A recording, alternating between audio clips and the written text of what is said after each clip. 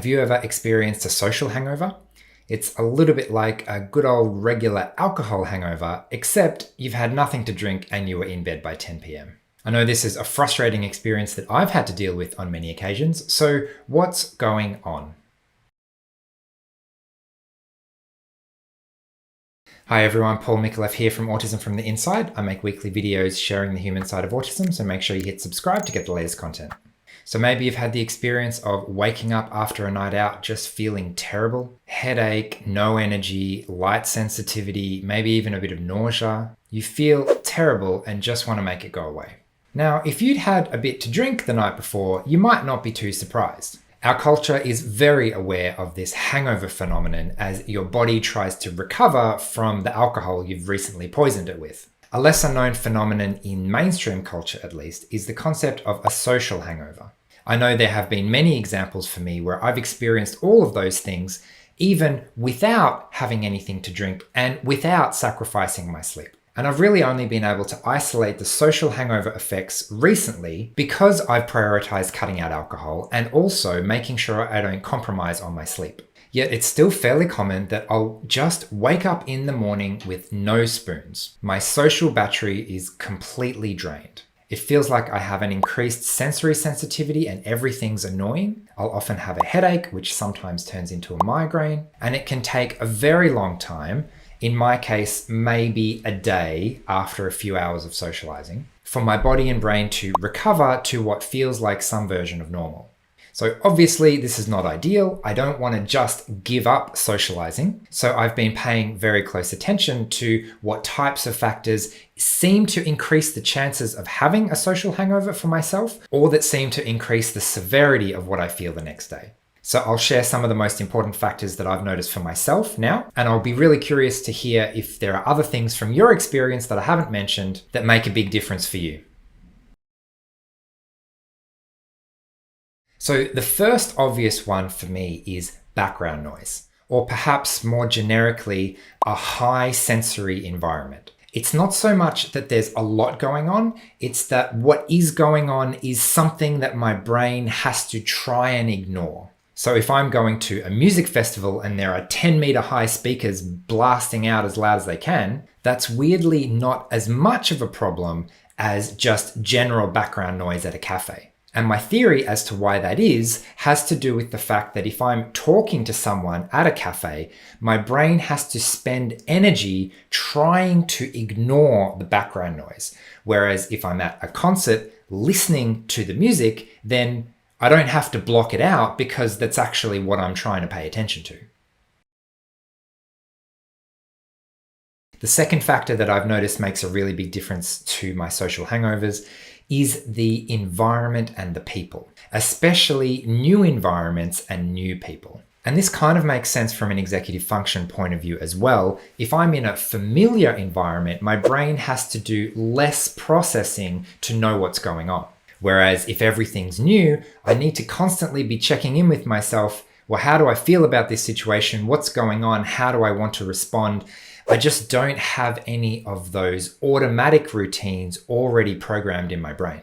And it's the same with new people. I personally really love meeting new people. I've done a lot of solo travel, for example. And weirdly, that's actually easier for me because it's such a familiar experience. So for me, new people is more like a new group of people who already have a set of group norms and expectations that I'm not familiar with. In other words, I don't know who I am in that situation yet because I've never been there before. Whereas I've spent a lot of time playing the foreign traveler and I know exactly who I am in that situation. So weirdly, I don't get a social hangover by being a traveler in a completely foreign culture, but I might get a social hangover going to the pub and watching the football. The next factor I've identified is a little bit similar. It's the complexity of the social and emotional requirements of the situation. So some situations are reasonably straightforward, especially if I've had a lot of practice. Whereas if there's something really complex to navigate socially, maybe a little bit of tension and, he's not talking to her and I need to make sure that I don't bring up this topic here. And there's all these extra rules that I kind of have to remember to try and act appropriately in the situation, then that's all going to be a bit of an extra drain and mean that I have to be on and focused in the situation instead of being able to relax and enjoy myself. It's all to do with the amount of focus and energy and effort it takes to interact in that situation. And often, complicated social dynamics involving conflict and making sure that everyone feels okay is often very draining.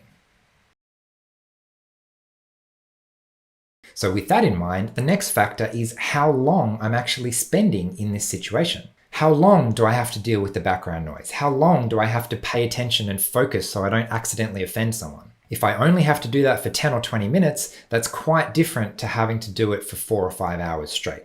And what about the ability to take a break? Can I check out and recharge for a bit, or do I have to stay present and keep going because it's not socially appropriate for me to leave?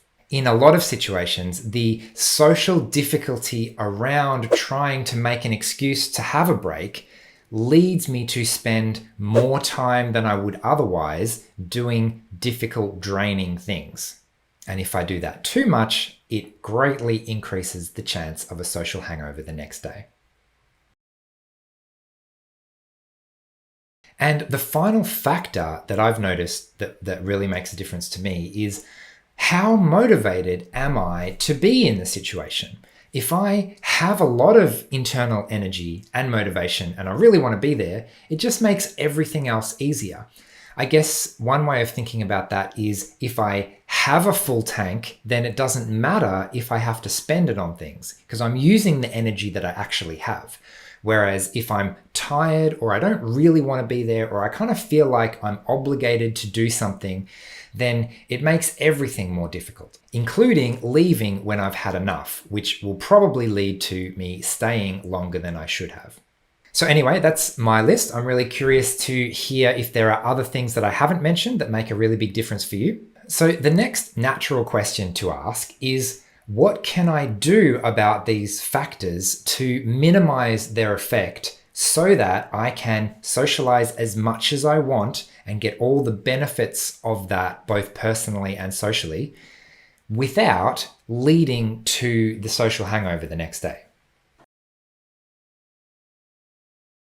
Now, some are going to be fairly obvious, just the exact opposite of what I was saying before. So if sensory input is an aggravating factor, then how can I reduce or control how much of the background stuff my brain needs to filter out versus if I've got earplugs, then they filter out some of it for me and there's less for my brain to filter out itself. If new environments add an additional challenge, then I can familiarize myself in advance with what I'm about to do. That might look like reading the menu at a restaurant before I get there, or having a chat to a friend about what is actually going to happen, what are we expected to do, how long are we expected to stay, just to at least ground my expectations with some kind of ballpark figure. With regard to respecting my own personal time limit, having an exit strategy in advance makes a really big difference. Weirdly, an exit strategy has two polar opposite benefits. Number one, it means that I can leave anytime, which means I don't have to keep staying if my body is telling me to leave. And number two, it allows me to stay as long as I want because I know, click my fingers and I can implement my exit strategy and leave whenever I want, which weirdly gives me the ability to stay longer than I might have otherwise. For me at least, it's all about following my energy. And if I can listen to my body and do what I feel like doing, take off the mask as much as possible in the situation, minimize the things that I'm doing because I'm supposed to and actually do what I feel like in the situation, then suddenly I can just relax and enjoy myself, and maybe the whole thing will be a net positive for me rather than a net negative. Ultimately though, these are really just suggestions that I know work for me, and when you try them out, you'll find out pretty quickly whether they work for you too. Another suggestion I often make is to try an autistic-only social space. I said earlier that the types of events and the types of people make a huge difference. So if you've never experienced an all autistic group, I would strongly recommend seeking one out just to see what the difference is like. Just about everyone I've talked to reports it feeling completely different to every other type of social interaction.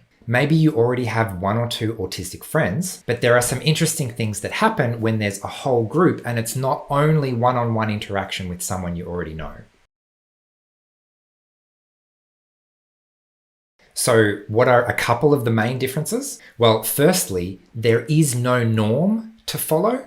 In most groups, there's kind of like a set culture already and people kind of know what they should be doing in that situation. And in an all autistic group, it's just hard to find that. Everyone is doing their own thing and there's no one thing that you should be doing, which means it's much easier to unmask because if you put the mask on, you're like, well, who am I trying to be in this situation anyway? Maybe I'll just take the mask off because it's not even serving me here. It's also really common to be able to connect much, much more authentically because we've dispensed with things like small talk and other typical superficial type interactions. And because everything is voluntary, you can take a break whenever you need or leave entirely whenever you want to. And this often has a very powerful self-regulatory effect. You're in control. You can listen to your body. You can do whatever you need to do. And with all those external demands taken away, then there's nothing left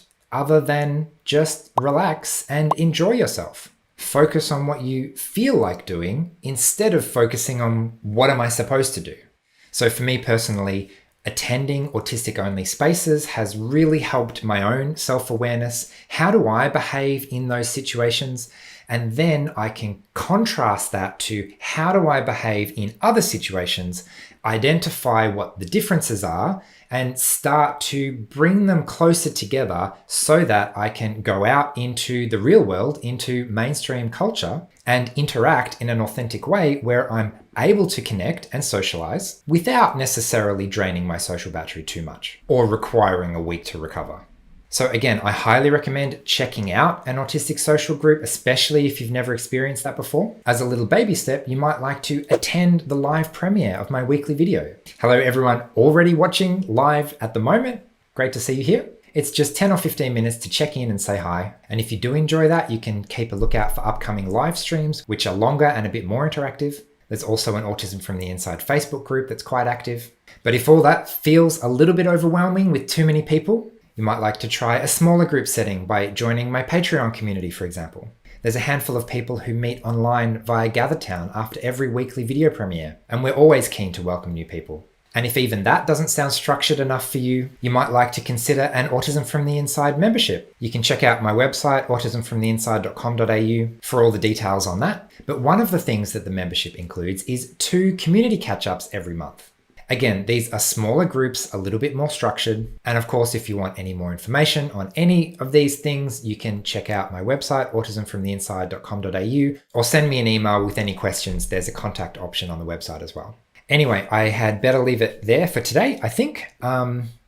I hope you've enjoyed this video on social hangovers. As usual, I'm really keen to hear from you. What does a social hangover mean for you? And what strategies have you found that tend to be effective? Please leave me a comment if you can. I'll see some of you very soon at our post-premiere social. You'll find the link on Patreon if you've lost it from last week. And for everyone else, thanks again for watching, and I'll see you again here same time next week. Bye.